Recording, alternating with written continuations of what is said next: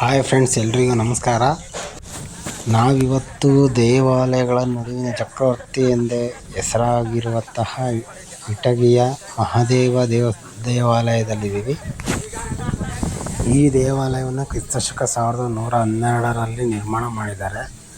ಕಲ್ಯಾಣ ಚಾಲುಕ್ಯ ರಾಜನಾದ 6ನೇ ವಿಕ್ರಮಾದಿತ್ಯನ ಸೈನ್ಯದ ದಂಡನಾಯಕನಾದ ಮಹಾದೇವನು ಈ ಮಹಾದೇವ ದೇಗುಲವನ್ನು ನಿರ್ಮಾಣ ಮಾಡ್ತಾರೆ. ಬನ್ನಿ ವಿಶೇಷ ದೇವಾಲಯದ ಬಗ್ಗೆ ಹಾಗೂ ಇದರ ವಾಸ್ತುಶಿಲ್ಪದ ಬಗ್ಗೆ ತಿಳಿಯೋಣ. ಅದಕ್ಕೂ ಮುಂಚೆ ನಮ್ಮ ಚಾನಲ್ನ ಯಾರು ಮೊದಲ ಬಾರಿಗೆ ಭೇಟಿ ನೀಡ್ತೀರ ಅವರೆಲ್ಲರೂ ದಯವಿಟ್ಟು ಸಬ್ಸ್ಕ್ರೈಬ್ ಆಗಿ ಈ ವಿಡಿಯೋವನ್ನು ಲೈಕ್ ಕೊಡಿ. ಈ ದೇವಾಲಯಕ್ಕೆ 2 ಬಾಗಿಲುಗಳಿವೆ, ಒಂದು ಉತ್ತರದಲ್ಲಿ ಇನ್ನೊಂದು ದಕ್ಷಿಣದಲ್ಲಿ. ಇದೊಂದು ಶಿವನಿಗೆ ಸಂಬಂಧಪಟ್ಟಂಥ ದೇವಾಲಯ. ಇದು ನೋಡ್ತಿದ್ದೀರಲ್ಲ, ಇದು ತೆರೆದ ಮಂಟಪ. ಬನ್ನಿ ಒಳಗೋಣ. ಈ ರೀತಿಯ ಕಂಬಗಳನ್ನು ಅಲಂಕೃತ ಲೇತ್ ಕಂಬಗಳು ಅಂತ ಕರೀತಾರೆ. ಇವು ತಿರುವಿನ ರೀತಿಯಲ್ಲಿರ್ತವೆ. ಇದು ಕಲ್ಯಾಣ ಚಾಲುಕ್ಯರ ವಿಶೇಷ ಅಂತಲೇ ಹೇಳ್ಬೋದು. ಒಂದು ಕಂಬದ ವಿನ್ಯಾಸ ಇನ್ನೊಂದು ಕಂಬದ ವಿನ್ಯಾಸಕ್ಕೂ ವಿಭಿನ್ನವಾಗಿದ್ದಾವೆ.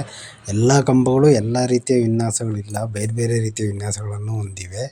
ಇಲ್ಲಿರೋ 24 ಕಂಬಗಳಲ್ಲಿ ಸಹ 24 ವಿನ್ಯಾಸಗಳಿದ್ದಾವೆ. ಈ ಮಂಟಪದಲ್ಲಿ ಒಟ್ಟು 64 ಕಂಬಗಳಿದ್ವು. ಈಗ ಪ್ರಸ್ತುತವಾಗಿ 24 ಕಂಬಗಳು ಮಾತ್ರ ಉಳಿದಿದ್ದಾವೆ. ಈ ಮಂಟಪದ ಮೇಲ್ಛಾವಣಿಯಲ್ಲಿ ನಟರಾಜನ ಕೆತ್ತನೆ ಇದೆ, ಇಲ್ಲಿ ನೋಡ್ಬೋದು ನೀವು. ಈ ರೀತಿಯ ಪ್ರವೇಶ ದ್ವಾರದ ಮೇಲೆ ಈ ರೀತಿಯ ಕಲೆಯನ್ನು ದ್ವಾರಜಂಬದ ಕಲೆ ಅಂತ ಕರೀತಾರೆ. ಇವು ಅಲಂಕೃತವಾಗಿ ಬಳಸಿದ್ದಾರೆ. ಇದು ಬೃಹತ್ ನಂದಿ ವಿಗ್ರಹ. ಇದು ಭಗ್ನಗೊಂಡಿದೆ. ಆಗಿನ ಸಮಯದಲ್ಲಿ ದಾಳಿಕೋರರ ದಾಳಿ ಮಾಡಿ ಇದು ಭಗ್ನಗೊಂಡಿದೆ, ನೀವು ನೋಡ್ಬೋದು. ಇದು ಮಂಟಪದ ಮುಂದಿನ ಭಾಗದಲ್ಲಿದೆ. ನೀವು ನೋಡ್ತಾ ಇರೋದು ಇದು ಮುಚ್ಚಿದ ಮಂಟಪ. ಇದು ಗರ್ಭಗುಡಿಯ ಮುಂದಿನ ಮಂಟಪ. ಇದು ಅಣ್ಣಿಗೇರಿಯಲ್ಲಿರ್ತಕ್ಕಂತಹ ಅಮೃತೇಶ್ವರ ದೇವಾಲಯದ ಮಾದರಿಯನ್ನು ಇಟ್ಕೊಂಡು ಈ ದೇವಾಲಯವನ್ನು ನಿರ್ಮಾಣ ಮಾಡಿದ್ದಾರೆ. ನೀವು ನೋಡ್ತಾ ಇರೋದು ಇದು ಮುಚ್ಚಿದ ಮಂಟಪ. ಇದು ಗರ್ಭಗುಡಿಯ ಮುಂದಿನ ಮಂಟಪ. ಇದು ಅಣ್ಣಿಗೇರಿಯಲ್ಲಿರ್ತಕ್ಕಂತಹ ಅಮೃತೇಶ್ವರ ದೇವಾಲಯದ ಮಾದರಿಯನ್ನು ಇಟ್ಕೊಂಡು ಈ ದೇವಾಲಯವನ್ನು ನಿರ್ಮಾಣ ಮಾಡಿದ್ದಾರೆ.